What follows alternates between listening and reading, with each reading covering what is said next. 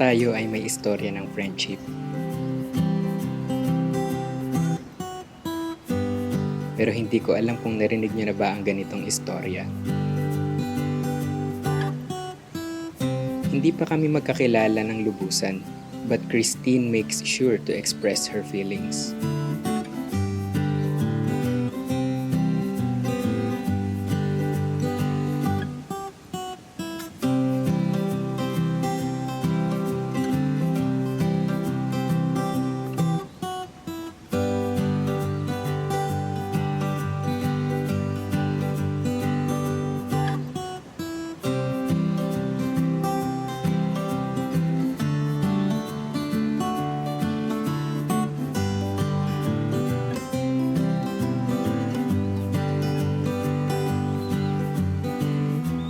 Gusto niya akong maging kaibigan kasi lagi niya ako nakikitang mag-isa. Pero gugustuhin niya pa rin kaya kung malaman niya ang tunay na pagkatao ko.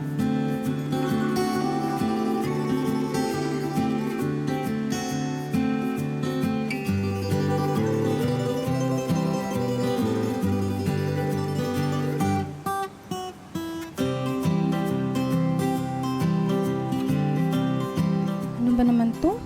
Di man lang ako tinulungan. Alam kong na-disappoint ko siya ng mga panahon na yun. And I know how bad she think I was for not helping her.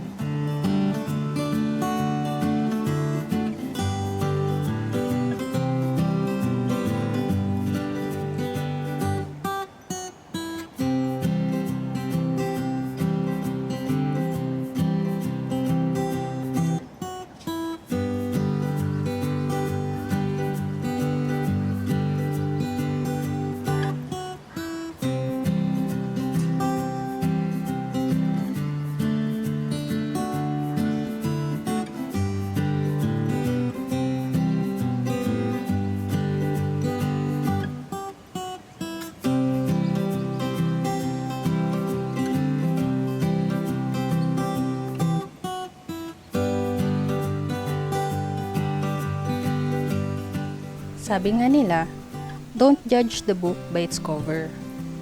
Totoo pala yun, na hindi mo dapat husgahan ng isang bagay dahil lang sa nakita mo. Hindi lang panlabas na anyo ang dapat na tinitingnan natin. Huwag kayong magsihatol ayon sa anyo, kundi magsihatol kayo ng matuwid na paghatol. Juan 7:24